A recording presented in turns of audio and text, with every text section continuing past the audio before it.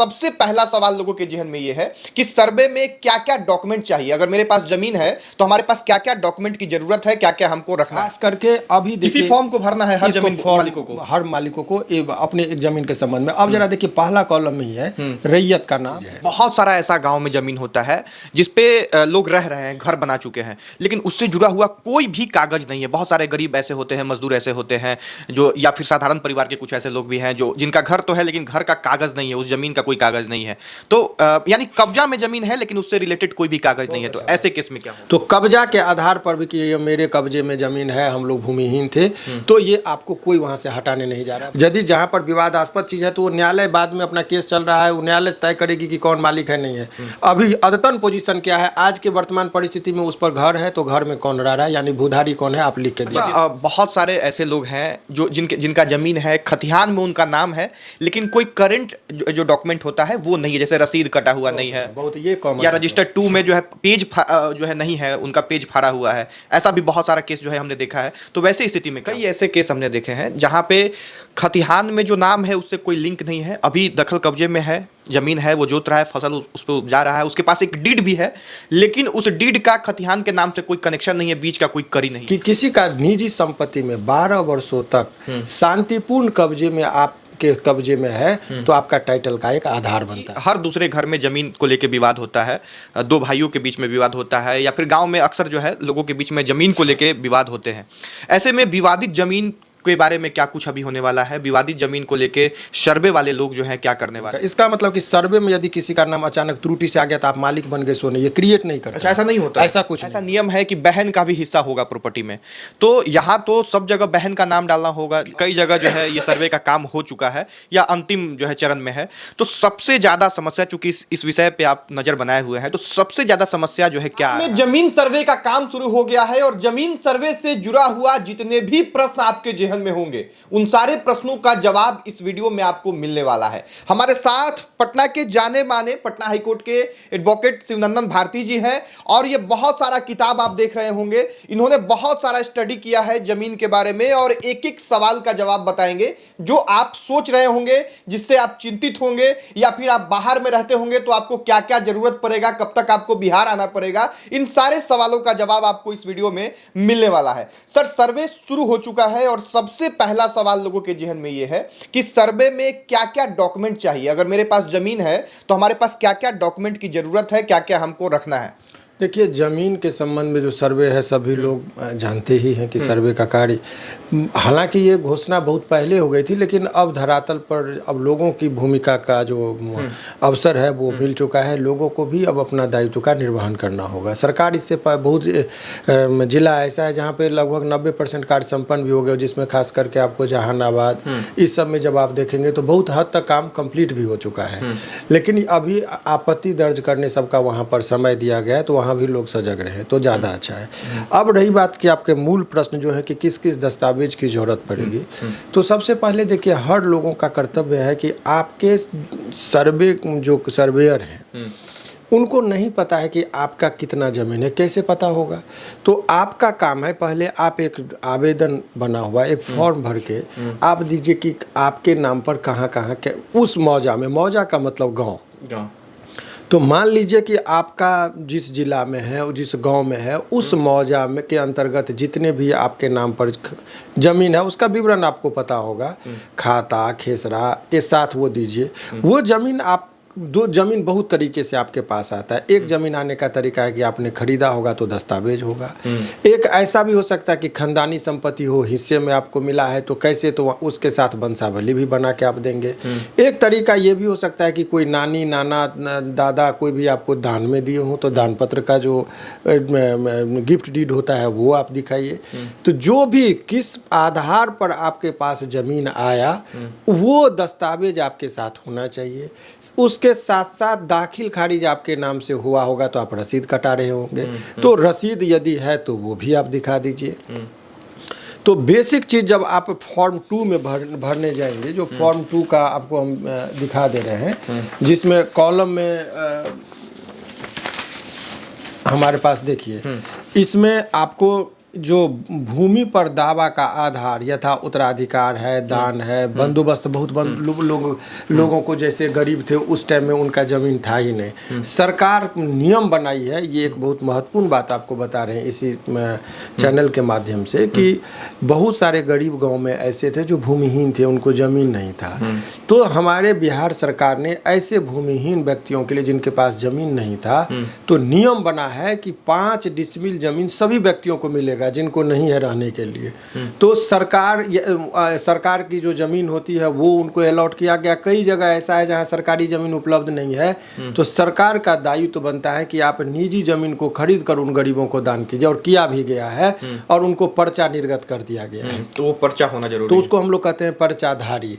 तो पर्चाधारी को यदि आपके पास पर्चा है तो वो भी आप दिखा दीजिए, यानी कि जमीन आपके पास क्या आधार है, उस जो भी आधार है दस्तावेज हो तो उनको आप भर के फॉर्म 2 जो है उसके साथ पूरा डिटेल आप जमा कर दीजिए। ये चीज़ है। बहुत सारा ऐसा गांव में जमीन होता है जिसपे लोग रह रहे हैं, घर बना चुके हैं, लेकिन उससे जुड़ा हुआ कोई भी कागज नहीं है। बहुत सारे गरीब ऐसे होते हैं, मजदूर ऐसे होते हैं जो, या फिर साधारण परिवार के कुछ ऐसे लोग भी हैं जो जिनका घर तो है लेकिन घर का कागज नहीं है, उस जमीन का कोई कागज नहीं है। तो यानी कब्जा में जमीन है लेकिन उससे रिलेटेड कोई भी कागज नहीं है। तो ऐसे केस में क्या होगा? ऐसे लोगों को घबराने की जरूरत नहीं है। देखिए 2 कॉलम है, एक है कि भूस्वामी और एक है भूधारी। भूधारी का मतलब कि भूमि को धारण करने वाला व्यक्ति, यानी कि किसके कब्जा में वो संपत्ति है। तो आप भूधारी वाला कॉलम में जो आपका भराएगा, जब अमीन आएंगे, कानून गो आपके प्लॉट पर आएंगे, तब आप दिखाइए कि ये जमीन देखिए इतना नाप लेगा, क्योंकि मशीन से तुरंत मेजरमेंट हो जाएगा, कहाँ से कहाँ है वो आप दिखा दीजिए। और उस खाता का विवरण पर जब भी आएगा वो खेसरा पर यानी प्लॉट नंबर पर, तो भूधारी वाले कॉलम में आपका नाम आ जाएगा। यदि आपके पास कोई सक्षम डॉक्यूमेंट्स ना हो तो कब्जा के आधार पर भी कि ये मेरे कब्जे में जमीन है, हम लोग भूमिहीन थे, तो ये आपको कोई वहां से हटाने नहीं जा रहा है। भूधारी वाले कॉलम में आपका नाम अच्छा, वहां पे अगर किसी के द्वारा ऑब्जेक्शन कर दिया गया कि नहीं ये मेरा है, उसके पास भी कोई कागज नहीं है, इसके पास भी कोई कागज नहीं है, ऐसे विवाद होने की स्थिति में क्या किया गया? देखिए अभी उसका सर्वेयर को एक स्पेशल निर्देश दिया गया है कि यदि आपको यथावत स्थिति क्या है इसका पता कीजिए। आप टाइटल डिसाइड मत कीजिए कि who is the real owner of this property. यदि जहाँ पर विवादास्पद चीज़ है तो वो न्यायालय, बाद में अपना केस चल रहा है, वो न्यायालय तय करेगी कि कौन मालिक है, नहीं है।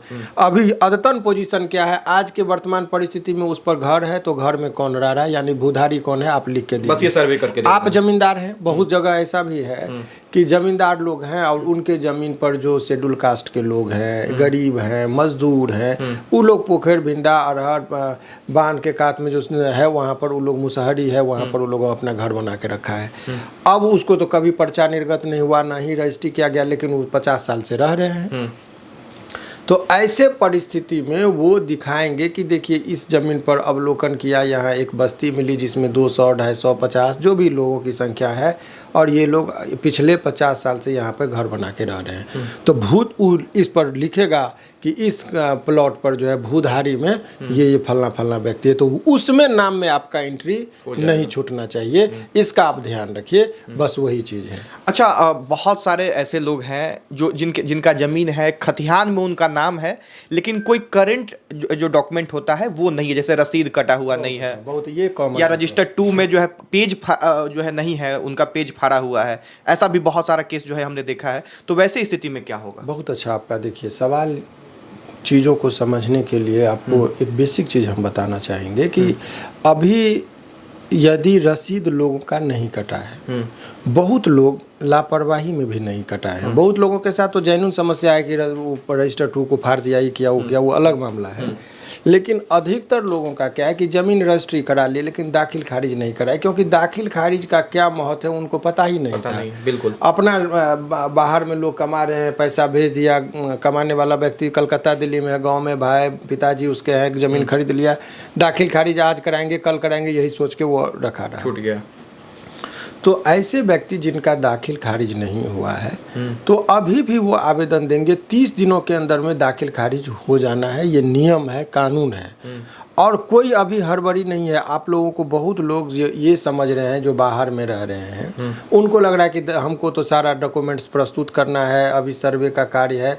तो लोगों में एक बेचैनी सी हो गई है, बाहर से छोड़कर वो भागने की स्थिति में है कि नौकरी में छुट्टी नहीं मिल रही तो चलो नौकरी में बाद में कर लेंगे, नौकरी में से रिजाइन करके जो प्राइवेट वाला जो है और गाँव की तरफ भाग रहा है। ऐसी बात नहीं है। ये जो सर्वे की प्रक्रियाएं हैं वो एक दिन में संपन्न होने वाला नहीं है। इसका टारगेट जो अभी सरकार ने लिया है 2026 के लास्ट तक इसका पब्लिकेशन होना है। सो अभी 2024 है, 1 से 1.5 साल आपके पास वक्त है। कभी भी किसी भी स्टेज में जाकर, अभी हालांकि तत्पर मैंने जितना अर्ली संभव हो आप दे दीजिए, लेकिन इसके लिए मरने की जरूरत नहीं कि सब कुछ छोड़ कर, बहुत इत्मीनान से भी आप आ सकते हैं। और दाखिल खारिज का यदि आपका नहीं हुआ तो कितना डॉक्यूमेंट्स आप देख लीजिए, जो जो दस्तावेज आपके पास है, और रसीद नहीं कट रहा है, आप आवेदन दीजिए, 30 दिनों के अंदर में निष्पादन हो जाएगा आपका। फिर अदतन रसीद कट जाएगा, दाखिल खारिज भी इसी बहाने हो जाएगा कि भाई यही तो सरकार चाह ही रही थी। सरकार का मुख्य उद्देश्य यही था कि जितने लोग ज़मीन रजिस्ट्री करा लिए हैं वो लोग दाखिल खारिज करा ले, ताकि इन लोगों को भविष्य में कोई विवाद नहीं हो। विवाद का मूल कारण ही यही था कि मालिक आप हैं, दाखिल खारिज नहीं हुआ तो यानी कि अभी भी पुराना मालिक का नाम है तो वही ज़मीन जाके बेच दे रहा था। तो और रियल ओनर जो है सो केस करता था, नहीं उसी के नाम पर गोली बंदूक चलती थी और क्राइम बढ़ता था। तो सरकार भी यही चाह रही कि अदतन की जो लेटर क्यों आप नहीं अभी क्योंकि अभी इस तरह का देखिए बिहार में या देश में एक साइकोलॉजिकली बात समझिए कि जब तक प्रेशर नहीं बनता है तब तक लोग कोई काम नहीं करते हैं। जैसे रॉकेट में देखिएगा कि हम लोग जो दिवाली या छठ में जो हम लोग रॉकेट छोड़ते थे, पीछे में आग लगाइएगा तो सुट से उड़ेगा वो। तो आग लगाने वाली बात है कि जो लोग शिथिल थे उन लोगों को अब दाखिल खारिज एक्टिव करना है। प्रेशर बन गया देखिएगा सबका दाखिल खारिज भी हो जाएगा। अच्छा सर, कई ऐसे केस हमने देखे हैं जहाँ पे खतिहान में जो नाम है उससे कोई लिंक नहीं है, अभी दखल कब्जे में है, जमीन है, वो जोत रहा है, फसल उस पर उपजा रहा है, उसके पास एक डीड भी है, लेकिन उस डीड का खतिहान के नाम से कोई कनेक्शन नहीं है, बीच का कोई कड़ी नहीं है, लेकिन वर्षों से उनके कब्जे में वो जमीन है। तो वैसी स्थिति में अभी क्या होगा? देखिए, इसके लिए हमने आपको स्पष्ट तरीके से पहले भी निर्देश दिया कि ये जो समस्याएं आपको लग रहा है तो उसमें जो खतिहान में यदि किसी का नाम का एंट्री नहीं हो रहा है तो आपका भूधारी वाले में जो मैंने बताया, तो भूधारी तो आप हैं। यदि if this property is in your position तो वो लिखा जाएगा कि कब्जाधारी है। और कब्जा के बारे में आप समझ लीजिए, जो कानूनी बात जब कोर्ट में मामला आता है तो उसके संबंध में समझिए कि किसी का निजी संपत्ति में 12 वर्षों तक शांतिपूर्ण कब्जे में आप के कब्जे में है तो आपका टाइटल का एक आधार बनता है वो। तो 12 वर्ष तक यदि आप कब्जा दिखा दिए प्राइवेट लैंड में तो वो आपको जब टाइटल सूट होगा तो आपको जीतने की प्रबल संभावना होगी। एक बात, यदि सरकारी कोई संपत्ति है, सरकारी संपत्ति चाहे वो रेलवे की ज़मीन हो, बिहार सरकार की ज़मीन हो, कोई भी हो, चाहे गैर मजरूआ आम हो, खास हो, कोई मैटर नहीं है, 30 वर्ष तक यदि सरकारी संपत्ति पर शांतिपूर्ण कब्जा यदि लोगों का होता है तो वो एक आधार बन जाता है टाइटल का। उदाहरण के तौर पर आप समझिए, आप भी देखते होंगे समाज के अंदर कि अतिक्रमण वाला देखिएगा कि आता है शाम को और सबको डंडा दिखाया और जेसीबी से लाया, सबका झोपड़ी नोच के हटा दिया, और शाम या नेक्स्ट डेट जाइएगा तो आपको फिर से सभी का सब्जी का दुकान उसी पोजीशन में पन्नी लटका के आपको मिल जाएगा। तो क्या अतिक्रमण हटाने वाले जो गए उनको नहीं पता था कि यहाँ दुकान लगना है? वो डिसकंटिन्यू कर रहे हैं कि 30 वर्ष तक वो दिखा देगा कि आज के दिनांक इतना को हमने अतिक्रमण हटा दिया, खाली कर गया, उस दिन से फिर 30 साल तक चलेगा। कंटिन्यू में 30 साल यदि वो रह गया, बीच रोड पर ही मकान रह गया तो उस पे उसका जो है माना जाएगा। यस, उसको फिर हटाना कठिन हो जाएगा। सरकारी संपत्ति में 30 और निजी संपत्ति में 12। अब बोलिएगा 30 और 12 का फर्क ये है कि सरकारी में ऐसा, चूंकि वो लोगों का अपना निजी नहीं है, सरकारी पदाधिकारी उतना कंसस और सजग नहीं रहेंगे, ऐसे उम्मीद की 30 साल में एक बार भी तो कम से कम सजग होंगे, इसीलिए 30 साल का वक्त दिया गया। और ये जो निजी संपत्ति में 12 वर्ष तक, भाई किसी के खेत में कोई घर बना के रह रहा है तो ऐसे थोड़े छोड़ेगा। हो सकता है कि उसका बाप दादा पैसा ले लियो, रजिस्ट्री के नाम पे टाल मटोल कर रहा हो और नहीं किया हो, तो इसीलिए 12 वर्ष तक आप क्यों शांत थे, क्यों उनको रहने दिए? यदि रहने दिए तो जरूर उसमें उसके अंदर कोई ना कोई टेक्निकलिटी जैसा बात रहा होगा। इसीलिए कोर्ट भी उस चीज़ को मानती है कि 12 वर्ष तक यदि शांतिपूर्ण कब्जे से यदि आपकी संपत्ति पर कोई व्यक्ति रह रहा है, इसका मतलब कोई ना कोई उसका आधार है, नंबर 1। दूसरा सिद्धांत ये कहता है कि जो व्यक्ति शिथिल है उसको न्यायालय मदद नहीं करती है। तो 12 वर्ष तक यदि आपके घर पर कोई घर बना लिया, जमीन पर घर बना लिया, आप सोए रहे तो न्यायालय हाथ जोड़ के के दरवाज़ा बंद कर लिए कि अब चुप है तो चुप ही रहिए। चुप रहिए। इसलिए कि जैसे दवा भी आप खाते हैं ना, तो एक्सपायरी दवा ये टाइम है, आपका बोतल पैक है, आप नहीं खोले, पैके है, लेकिन एक्सपायरी का डेट बीत गया तो वो टॉनिक को नहीं आप पिएंगे, वो रिएक्शन करेगा। तो उसका भी समय सीमा दे दिया, यदि कि भाई 12 वर्ष तक यदि आप चुप है तो पूरा जीवन चुपे रहिए, कम से कम उनको शांति से रहने दीजिए, उसके शांति को मत भंग कीजिए, नहीं तो अव्यवस्थाएं होंगी और देश के अंदर जो है सो उथल पुथल होगा, कानून कचहरी इस सब में भी कोई आपको मदद नहीं करेगा। इसीलिए लोगों को कहता है कि आपके घर के अंदर यदि कोई आपके ज़मीन के अंदर यदि कोई व्यक्ति अवैध तरीके से रह रहा है तो एज सून एज पॉसिबल आपको अपना ऑब्जेक्शन रेज कर देना। अच्छा, इसी से जुड़ा हुआ अगला प्रश्न भी है कि हर दूसरे घर में ज़मीन को लेकर विवाद होता है, दो भाइयों के बीच में विवाद होता है, या फिर गांव में अक्सर जो है लोगों के बीच में ज़मीन को लेकर विवाद होते हैं। ऐसे में विवादित ज़मीन के बारे में क्या कुछ अभी होने वाला है? विवादित ज़मीन को लेके सर्वे वाले लोग जो हैं क्या करने वाले हैं, जिसका न्यायालय में मामला चल रहा है, या फिर ऐसे ही आपसी जो है दावा को लेके विवाद चल रहा है, वैसे स्थिति में सर्वे करने जो लोग आएंगे वो क्या करेंगे और कितना महत्वपूर्ण समय है उनके लिए? देखिए, रेवेन्यू डिपार्टमेंट का जो लेटर है उसके मुताबिक ऐसे निर्देश दिए गए हैं कि जो ज़मीन, देखिए पहले सैद्धांतिक बात जो सुप्रीम कोर्ट का मैं जजमेंट का जो जिक्र कर रहा था वो मैं दिखा रहा हूँ। सवाल ये है कि सर्वे का ही किसी के अधिकार को क्रिएट करता है और न ही किसी के अधिकार को ख़त्म करता है। ये नंबर ऑफ जजमेंट है सुप्रीम का। इसका मतलब कि सर्वे में यदि किसी का नाम अचानक त्रुटि से आ गया तो आप मालिक बन गए, सो नहीं, ये क्रिएट नहीं करता। अच्छा, ऐसा नहीं होता, ऐसा कुछ नहीं है। वो एक दस्तावेज है जिसके आधार पर आप दावा कर सकते हैं, बट ये आपके अधिकार, मान लीजिए मेरा जमीन है, हम कुछ नहीं कि हम सोए रह गए, तो पुराना जो कैडेस्ट्रल सर्वे है या रिविजनल सर्वे है उसमें मेरा खानदान का दिखा रहा है, तो अचानक से जब आपके पास कोई दस्तावेज नहीं है तो मेरा नाम गलती से चढ़ गया, तो ऐसा थोड़े कि आपका ज़मीन हो जाएगा। इसीलिए यदि इसमें कोई त्रुटियां रह गई तो उसको एक आधार वो व्यक्ति लड़ेगा, लेकिन कोर्ट में आके फिर आपको यदि अभी चूक गए तो इसका मतलब ये नहीं कि आपकी ज़मीन चली जाएगी। आपको एक ही चीज़ समस्या उत्पन्न होगा कि आपको कोर्ट तक आपको दौड़ना पड़ेगा। कोर्ट में फिर बहुत पैनिक होने की जरूरत नहीं है। हाँ, तो भाई अर्ली स्टेज में क्यों ना हम उसको सुधार कर लें कि हमको कोर्ट कचहरी का चक्कर नहीं लगाना पड़े। कोर्ट में बरसों आप जाएंगे झोला लेके, वही काम जो आसानी से अभी हो रहा है मुफ्त में हो रहा है, वही चीज़ यदि अभी चूक जाएंगे, शिथिलता दिखाएंगे, लापरवाही बरतेंगे तो आपको तो नहीं, लेकिन आपके बाल बच्चा को भविष्य में ऐसा होगा कि झोला लेके कोर्ट कचहरी वकील को फीस आप देते रहिए और लड़ते रहेंगे। ये सब समस्याएं हो सकती है। और जो भी बातें जो है इस वीडियो में कही गई है उसका एक जो है इन्होंने स्टडी किया है, सुप्रीम कोर्ट के कई जो है ऐसे फैसले हैं। एक चीज़ आपको बता दें, बहुत महत्वपूर्ण बात, इसमें एक विवाद होने की संभावना है। अब नया सर्वे हो रहा है, तो जब फॉर्म 2 भरेंगे आप, तो हम चाहेंगे आपके कैमरामैन इसको क्लोज से दिखाइए। ये फॉर्म 2 है। अच्छा। खास करके अभी देखिए, इसी फॉर्म को भरना है हर जमीन मालिकों को, हर मालिकों को अपने एक जमीन के संबंध में। अब जरा देखिए, पहला कॉलम में ही है रैयत का नाम।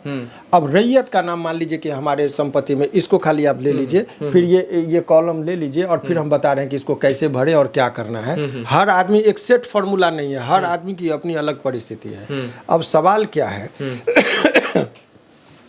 मेरे पिताजी के नाम से कोई जमीन है, पिताजी का मान लीजिए सपोज कि निधन हो गया और 3 भाई हैं हम और एक बहन है, हम लोगों में अच्छा सामंजस्य, ऐसा नहीं कि पिताजी के मरने के बाद हम तुरंत में आपस में बंटवारा कर लिए, ऐसी भी कोई बात नहीं है। तो ऐसा हो सकता है कि हम बंटवारा नहीं किए, तीनों भाई में अभी भी सामंजस्य है, तो अब लेकिन 3 कट्ठा का प्लॉट है, तो आपको उस प्लॉट का जो खाता खेसरा नंबर है डाल दीजिए और उसमें रैयत का नाम में 3 आदमी का संयुक्त रूप से नाम चढ़ा दीजिए। अच्छा, कि अभी हम लोग का बंटवारा नहीं है तो 3 आदमी का नाम हो गया, या बहन है तो बहन का भी नाम आप चढ़ा दीजिए, या बहुत लोग क्या करते कि अपना 3 आदमी का नाम चढ़ा दिए। अच्छा, एक महत्वपूर्ण यहाँ पे सवाल ये मन में आ रहा है कि ऐसा नियम है कि बहन का भी हिस्सा होगा प्रॉपर्टी में, तो यहाँ तो सब जगह बहन का नाम डालना होगा। अब लोगों के लिए समस्या का उत्पन्न देखिए 2005 के बाद अब यहाँ से वकालत शुरू होता है, कानून अपना काम करेगा। हालांकि कुछ चीज़ें हैं जहाँ से स्कोप वकील निकालता है, तो वो उसका एडवाइस देना मैंने वो कैमरा पर ठीक नहीं है, लेकिन एक चीज़ आप जान लीजिए जो बचने का उपाय मैं बता रहा हूँ। अधिक 2005 में ये कानून बना कि अब बेटी को भी अधिकार। पहले क्या होता कि 3 बहन और 1 भाई है तो लोग शादी कर दिया घर में कि एक वो लड़का है 5 बीघा जमीन ऐसी का होगा। अब पता चला कि भाई उसको 4 भाई, आप समझिए, एक बहन भी है, बहन 3 गो है तो वो भी हिस्सेदार उतना ही इक्वल है। वो बहन नहीं ली, बहन को भाई से बड़ा प्यार है, अभी भी राखी का संबंध को निभाते। लेकिन आने वाले जो आधुनिक युग में जब जाएंगे, अति आधुनिक युग जब आएगा तो इमोशन और सेंटिमेंट का कोई मत, जब भाई भाई में लड़ाई हो रहा है तो भाई बहन में भी लड़ाई होना शुरू हो गया। जैसे पटना में हम 25-30 ऐसा महत्वपूर्ण केस लड़ रहे हैं जिसमें भाई बहन दावा कर दिया है, क्योंकि जमीन का करोड़ों का क्यों छोड़ेगी वो। अब इसमें जब आप सर्वे मेला में आएंगे तो कोस एरर में, यानी कि सब जो उसका जो हिस्सेदार है उसमें तो बहन को देना पड़ेगा। परंतु ये है कि 2005 में ये कानून आया, तो कानून आया तो आपको 2003 तक जब ये कानून आने वाला था तो लोगों ने कहा कि भाई क्या होगा, अब सब बहन को हिस्सा मिलेगा। तो आज से 20 साल 25 साल 50 साल पहले हो गया बंटवारा, उस पर भी लागू होगा। तो बना दिया कानून कि नहीं, उस टाइम में बहुत लोग हिस्सा करना है कि जिसका बंटवारा हो गया उस पर कानून लागू नहीं होगा। तो जो बुद्धिमान और दूरदृष्टता रखने वाले लोग वो लोग आपस में कर लिए, वो लोग क्या किए, कानून बनने से पहले ही वो बंटवारा करना शुरू किए बहन के अधिकार को वंचित करने के लिए। तब जो कानून, जो लेजिस्लेचर जो थे, कानून जो बना रहे थे, वो कहा कि भाई ऐसे में तो सब जमीन में ये होगा, तो एक काम करो कि कह दिया कि नहीं, अब लगा, अभी जो 2005 में कानून ना, अब जो बंटवारा कीजिए उस पर लागू यानी 2003 तक जिस पे बंटवारा हो गया है, 2 साल बैक कर दिया, उसी पर ये लागू होगा, उसको हिस्सा में इंटरफेयर हम नहीं करेंगे। यानी कि 2003 से पहले यदि बंटवारा हो गया है भाइयों में संयुक्त संपत्ति का, ऐसे में बहन का अधिकार का कोई जिक्र करने की आवश्यकता नहीं, लेकिन आपको कागज दिखाना होगा। अच्छा। अब कागज कहाँ से दिखाइएगा, किसका महत्व है, किस टाइप का कागज है, तो उसके लिए भी आपको हम व्यवस्था बता रहे हैं। कहीं ना तो सरपंच जी के पास जाने की जरूरत है, ना मुखिया, ना कहीं कोर्ट कचहरी, कुछ नहीं। एक सादा पेज पर आपसी बंटवारा का आप दिखा दीजिए, और उसको यादाश्त बंटवारा कहते हैं कि बंटवारा हुआ, मौखिक बंटवारा हो गया, हम यादाश्त के लिए कि 4 भाई हैं, फलना खाता खेसरा नंबर हमारे इस भाई को दूसरा, इस भाई को तीसरा, इस भाई का 4 भाई दस्तखत कर दीजिए। उस कागज का भी उतना ही महत्व है जितना रजिस्टर्ड डॉक्यूमेंट्स का महत्व है। उसका एगो कॉपी आप लगा दीजिए, बहन का नाम नहीं पड़ेगा, आप हमेशा से झंझट से दूर रहेंगे, और बहन ऑब्जेक्शन नहीं करे। अच्छा। क्योंकि अभी भी 99% बहन ऐसा है जो भाई के और नैहर के संपत्ति पर दावा नहीं कर रही है। तो अभी आपको बहन वो कह देगी कि भाई हमको कोई ऑब्जेक्शन नहीं, सही में 2003 में बंटवारा हो गया था, हमारे बाबूजी कर दिए थे, हमको इस जमीन सबसे कोई मतलब, चूंकि ऑब्जेक्शन करेगी नहीं तो वो 90 दिन तक यदि ऑब्जेक्शन नहीं करी तो वह भाइयों का ही अधिकार रह जाएगा। अगर आप चूक गए तो अब 3 कट्ठा जमीन है, 1-1 कट्ठा तो भाई, आप 3 भाई है तो बेचेंगे, लेकिन चौथा यदि बहन का नाम छोड़ दिए हैं तो बिना बहन के दस्तखत के आप जमीन भी नहीं बेच पाएंगे। ये एक समस्या भविष्य में उत्पन्न हो सकती है। या तो बहन को खुशामद कीजिए, तो भाई बहन को खुशामद कीजिएगा कि चलो तुम अपना हिस्सा बेच दो, तो समझेगी कि भैया को 5 लाख मिला है तो 1 लाख तो हमको दीजिए ही, नहीं दीजिएगा तो भाई गहना सनेस कपड़ा लत्ता तो उसको दीजिए, मानो मनोबल कीजिए। आप फूफा जी के बारे में जानबे करते के बाद पर मुंह लटकाते हैं तो वो लटकाएंगे। इसीलिए अभी है कि यदि आपके पास यादाश्त डॉक्यूमेंट्स है तो ठीक है। गाँव में ऐसी भी बातें हुई है कि मौखिक तौर पर भी बंटवारा हो गया है, कागज बना ही नहीं है कि भैया ये आप बाटे। जो गांव के जो समझदार लोग व्यक्ति थे, ईगो क्लेश में कि हमारे गांव पे हमारे घर में दूसरा आदमी पंचायती करने आएगा, हम किसी को नहीं बुलाएंगे, हम तीनों भाई में सामंजस्य है, बहुत सामंजस्य का कि बड़ा भैया जिनको जो प्लॉट दे देंगे रख लेंगे, ऐसा भी कहने वाले लोग हैं। वो मौखिक कह दिया कि भैया बड़ा भैया आप बांट दीजिए, जिसको जो कहिएगा वो खेत हम जोतेंगे, कह दिया, वो जोत रहा है लेकिन कागज कुछ नहीं बनाया। अब तो आपको डॉक्यूमेंट्स दिखाना होगा। तो ऐसे परिस्थिति में आप दिखा दीजिए कि ये बंटवारा हमारा 2003 से पहले हो गया था, अब हम लोग यादाश्त कागज बना रहे हैं, उसका भी उतना ही महत्व है। शर्त यह है कि बहन ऑब्जेक्शन न करे। अच्छा, एक आखिरी सवाल सर, चूंकि कई जगह जो है ये सर्वे का काम हो चुका है या अंतिम जो है चरण में है, तो सबसे ज़्यादा समस्या, चूंकि इस विषय पे आप नज़र बनाए हुए हैं, तो सबसे ज़्यादा समस्या जो है क्या आ रहा है जमीनी स्तर पे? देखिए, सबसे ज़्यादा समस्या आ रहा था एक चिट्ठी को लेकर, अभी आज पेपर में आ गया है, उसका भी जिक्र आप कर सकते हैं।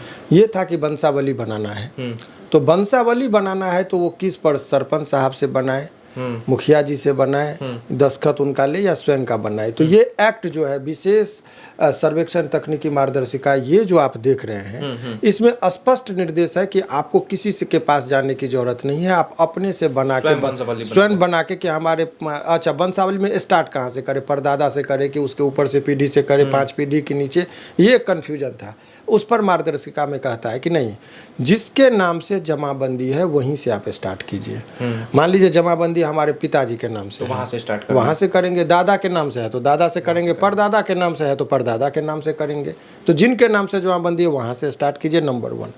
नंबर 2, पंचायत राज विभाग जो है, सो इस बीच में पहले लोग चूँकि एक उस डॉक्यूमेंट्स का ऑथेंटिसिटी होना चाहिए, तो इससे पूर्व में नियम ये था कि जो सरपंच होते थे वो लोकल लेवल पर हर घर के लोगों को जानते हैं, तो वो दस्तखत और मोहर कर देते थे। आप बना के दिए, वो दस्तखत मोहर कर दिए तो अप्रूव हो जाता था। तो ऐसे परिस्थिति में वो कहा पंचायती राज विभाग जो है, और चूँकि पॉलिटिकल रहा तो गांव में लगा कि भाई सरपंच साहब को हम वोट नहीं दिए तो उनको मौका मिल गया था इस बार कि हम बदला लेंगे। वो दस्तखतें नहीं करते थे, दस्तखत नहीं करेंगे वंशावली बनती नहीं थी। तो इससे बचने के लिए, चूंकि विलेज पॉलिटिक्स के वजह से मेन काम बाधित ना हो जाए, तो उस बीच में पंचायती राज विभाग ने चिट्ठी निकाल दिया रेवेन्यू डिपार्टमेंट की, नहीं सरपंच से बनाने की जरूरत नहीं है, स्वयं बना के दीजिए। तो लेकिन लगा कि लोग फर्जी भी करने लगा, तो इसलिए आज वो चिट्ठी निकली है। और उस चिट्ठी में जो है सो राजस्व विभाग ने कम्युनिकेट कर दिया है कि नहीं, पंचायत का जो पूर्व का ये चीज़ था वो सरपंच साहब करेंगे, और वो भी एक डॉक्यूमेंट्स तैयार करके रखेंगे, और आपको 10 रुपया शुल्क भी देना होगा। अच्छा, वंशावली बनाने के लिए 10 रुपया शुल्क लेंगे आपको सरपंच साहब, और वो जो शुल्क लेंगे उसका एक रसीद भी देंगे। ऐसा नहीं कि वो पॉकेट में तमाकुल खा लेंगे या कुछ चाय पी लेंगे, उसके लिए नहीं दे रहे हैं, क्योंकि उनको एक रजिस्टर्ड मेंटेन करना है। इसीलिए ये मैंडेटरी कर दिया कि 10 रुपया वो शुल्क लेंगे, उसके एवज में आपको एक रसीद देंगे और वो अपना साइन मोहर करके देंगे। तो ये ऑथराइज हो जाएगा, क्योंकि वो एक विलेज पॉलिटिक्स करते हैं, वो एक एक घर के लोगों को जानते हैं, और सरपंच की भी प्रासंगिकता बनी रहनी चाहिए समाज में। वो वोट से जुड़े हैं, उनको आप केवल आप बना दिए मशीन की तरह नहीं, वो प्रतिष्ठित व्यक्ति है, और उनके पास भी उनका जो, चूँकि यहाँ पर जो हमारा जो लोकल अथॉरिटी है, बॉडी है, वो बड़ा मजबूत स्तंभ माना गया है, तो उनका भी प्रासंगिकता समाज में बना रहे, इसीलिए उनको दायित्व दिया गया कि 10 रुपये आप लीजिए और आप एक रजिस्टर मेंटेन करिए और उसको एक रसीद दे दीजिए, और आप जिस कॉलम में इसको बना रहे हैं, निर्गत कर रहे हैं, मोहर मार के उनको दे दीजिए, तो उसका बड़ा महत्व हो जाएगा।